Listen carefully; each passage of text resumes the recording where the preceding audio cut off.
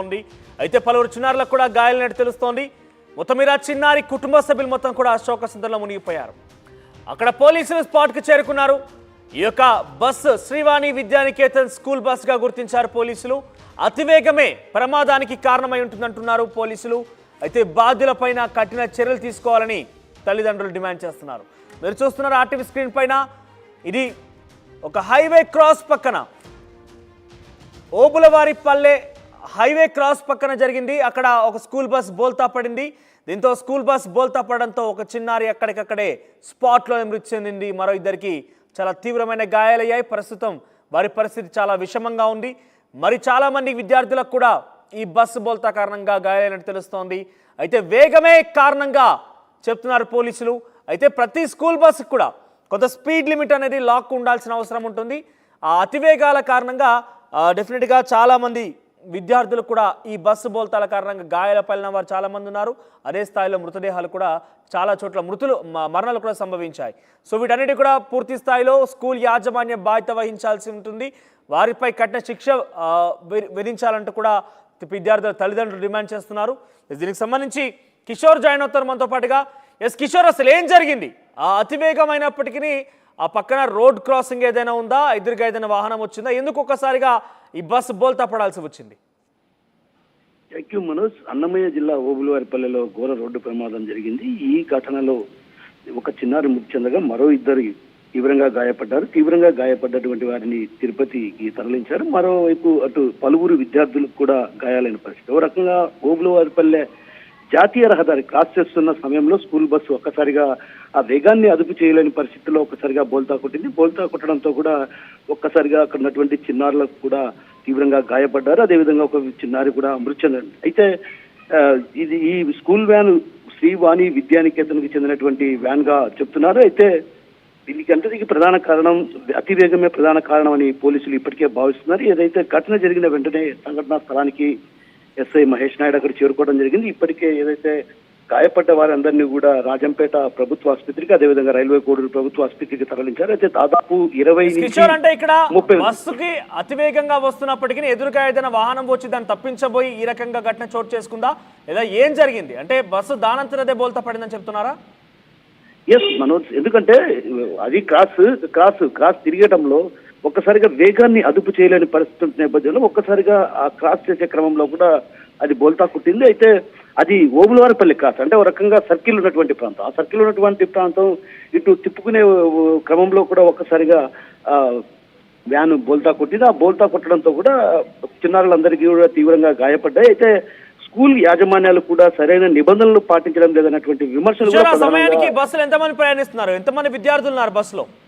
దాదాపు 30 మంది విద్యార్థులు స్కూలుకు వెళ్తున్నటువంటి పరిస్థితి. అంటే ఒక రకంగా పిల్లలందరినీ కూడా పలు ప్రాంతాల్లో ఏదైతే శ్రీవాణి విద్యానికేతన్లో చదువుతున్నటువంటి పిల్లలు ఎవరైతే ఉన్నారో వారందరినీ ఓబులవారిపల్లి, అదేవిధంగా చుట్టుపక్కల ఉన్నటువంటి గ్రామాలకు సంబంధించినటువంటి విద్యార్థులు దాదాపు 30 మందిని తీసుకొని ఆ స్కూల్ వైపుకు వెళ్తుండగా ప్రమాదం జరిగింది. ఈ ప్రమాదం జరిగినటువంటి తరుణంలో కూడా ఒక్కసారిగా కూడా డ్రైవర్ అతివేగంగా ఒక రకంగా క్రాస్ చేయడంతో, అంటే ఏదైతే మలుపు తిప్పే క్రమంలో కూడా ఒక్కసారిగా బోల్తా కొట్టింది. ఆ బోల్తా కొట్టిన వెంటనే కూడా చిన్నారి మృతి చెందడంతో పాటు మరో ఇద్దరికి తీవ్రంగా గాయపడ్డారు. తీవ్రంగా గాయపడ్డ వారిని తిరుపతి ప్రభుత్వ ఆసుపత్రికి తరలించారు. మరోవైపు పలువురు చిన్నారులకు కూడా గాయాల పాలు కావడంతో అటు రైల్వే కోడూరు, రాజంపేట ప్రభుత్వ ఆసుపత్రికి తరలించారు.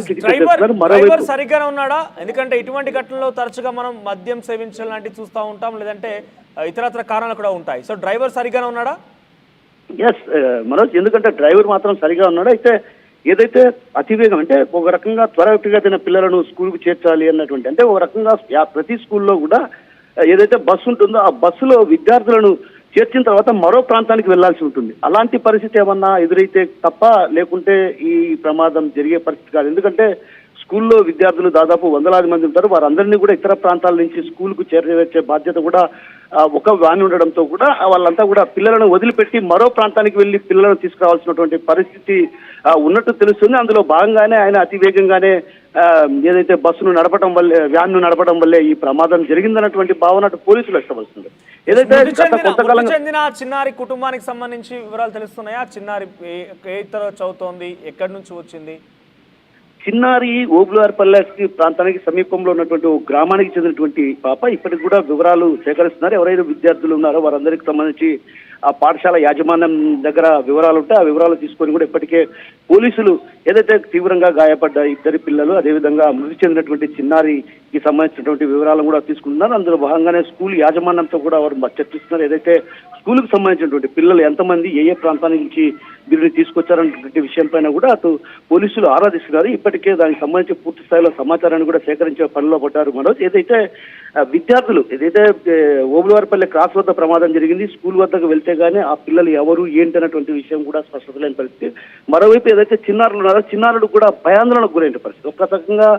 ఒక్కసారిగా వ్యాన్ బోల్తా కొట్టడంతో కూడా చిన్నారులంతా కూడా భయాందోళనకు గురైనటువంటి పరిస్థితి. వాళ్ళు చెప్పలేని పరిస్థితి, సరే కనీసం పేర్లు కూడా చెప్పలేని పరిస్థితిలో ఉన్నారు. ఎందుకంటే ఒక రకంగా అందరూ ఒకరు మృతి చెందడం, అదేవిధంగా ఇద్దరు తీవ్రంగా గాయపడడం, పలువురికి గాయాలు కావడంతో కూడా ఒక్కసారిగా చిన్నారులంతా కూడా భయాందోళనకు గురైన పరిస్థితి. ఈ క్రమంలో ఏదైతే యాజమాన్యాలు అటు నిబంధనలు పాటించడం లేదన్నటువంటి విమర్శలు కూడా అటు తల్లిదండ్రులు చేస్తున్నట్టు పరిస్థితి. ఇలాంటి పరిస్థితుల నేపథ్యంలో ఏదైతే స్కూల్ బస్సు యాజమాన్యాలు కూడా సరైనటువంటి నిబంధనలు అదేవిధంగా వేగం తగ్గించి వెళ్లాల్సినటువంటి పరిస్థితి. ఎందుకంటే చిన్నారులు బస్సులో వస్తుంటారు కాబట్టి వారందరినీ సురక్షితంగా ప్రాంతాలకు చేరవేయాల్సినటువంటి బాధ్యత అది యాజమాన్యాలపై ఉంది. ఆ క్రమంలోనే అటు ఆ దిశగానే కూడా చర్యలు తీసుకోవాల్సినటువంటి అవసరం ఉన్నప్పటికీ కూడా ఏదైతే స్కూల్ యాజమాన్యాలు రకంగా ఒత్తిడి తేవటం, అదేవిధంగా ఈ పలు ప్రాంతాల నుంచి కూడా విద్యార్థులను ఈ స్కూల్కు చేరవేర్చే క్రమంలో కూడా 2-3 ట్రిప్పులు తిరగాల్సినటువంటి పరిస్థితి. అలాంటి పరిస్థితి నేపథ్యంలో వీటన్నిటిపైన కూడా ప్రత్యేకమైన దృష్టి సారించాలి. అదేవిధంగా ఎవరైతే రవాణా శాఖకు సంబంధించినటువంటి అధికారులు కూడా వీటిపైన ప్రత్యేకమైన దృష్టి సారించాలి. ఏదైతే సో మొత్తం మీద అన్నమయ్య జిల్లాలో ఘోర ప్రమాదం చోటు చేసుకుంది. ఓబులవారిపాలెం వద్ద పల్లి వద్ద హైవే క్రాస్ అవుతున్న నేపథ్యంలో ఒక స్కూల్ వ్యాన్ బోల్తా పడింది. అయితే దీనికి అతివేగమే ప్రమాదానికి కారణం అంటున్నారు పోలీసులు. అయితే చాలా వేగంగా వచ్చి టర్న్ తీసుకున్న నేపథ్యంలోనే బస్సు బోల్తా పడినట్టుగా అక్కడ పోలీసులు తేల్చారు. ఈ ఘటనలో ఒకరు మృతి చెందారు, ఒక చిన్నారి మృతి చెందింది. మరో ఇద్దరికి చాలా తీవ్ర గాయాలై ప్రస్తుతం వారి పరిస్థితి విషమంగా ఉంది. చాలా మంది చిన్నారులు కూడా గాయాలని తెలుస్తోంది. అయితే ఆ సమయంలో మా ప్రతినిధి వివరాల ప్రకారంగా 30 మంది ఆ బస్సులో ప్రయాణిస్తున్నారు. ఓబులవారిపాలెం క్రాస్ దగ్గర ఈ ఘటన చోటు చేసుకుంది. ఈ నేపథ్యంలో చాలా మంది కూడా గాయాల పాలయ్యాయి. అయితే విద్యార్థుల తల్లిదండ్రులు మాత్రం కళాశాల స్కూల్ యాజమాన్యమే దీనికి కారణంగా ఉంది, స్కూల్ యాజమాన్యం డెఫినెట్గా కఠినంగా శిక్షించాలంటగా వారు చెప్తున్నారు. ఎస్, మీ అందరికీ ఒకటి చెప్పే విషయం ఏంటంటే చాలా మంది కూడా సుదూర ప్రాంతాల నుంచి, గ్రామీణ ప్రాంతాల నుంచి పట్టణాలకి స్కూల్స్కి వెళ్లేందుకు ఇటువంటి మోడ్ ఆఫ్ ట్రాన్స్పోర్టేషన్ ఉపయోగిస్తూ ఉంటారు. స్కూల్స్కి ముఖ్యంగా అది చిన్న చిన్న ఆటోల్లో అయితే బేసిక్గా ఆటోలో ప్రయాణించే వారి సంఖ్య చాలా క్లియర్గా రాసి ఉంటుంది. కెపాసిటీ 4 ఓన్లీ అని రాసి ఉంటుంది. వెనకాల కూర్చున్న వారి సంఖ్య కేవలం 4 మాత్రమే కూర్చోవాలి, ముందు ఎవరిని కూడా కూర్చొనివ్వదు. కానీ మనం ఆటోలో చూస్తే కనుక కేవలం చిన్న చిన్న ఆటోలోనే 10-15 మంది వరకు విద్యార్థులు వెళ్తూ ఉంటారు. వాళ్ళ లగేజ్, వాళ్ళ బుక్స్, వాళ్ళ టిఫిన్ బాక్స్ అన్నీ కూడా ఉంటాయి. చాలా హెవీ లోడ్తో ఈ ఆటోలు ట్రావెల్ చేస్తూ ఉంటాయి. సో అయినప్పటికీ పలుమార్లు ఫైన్లు విధించినా, ఎన్ని రకాల ప్రయత్నాలు చేసినా, వారిని ఇటు విషయాలకి దూరంగా ఉండాలని హెచ్చరించినా కూడా వారు మానుకోరు.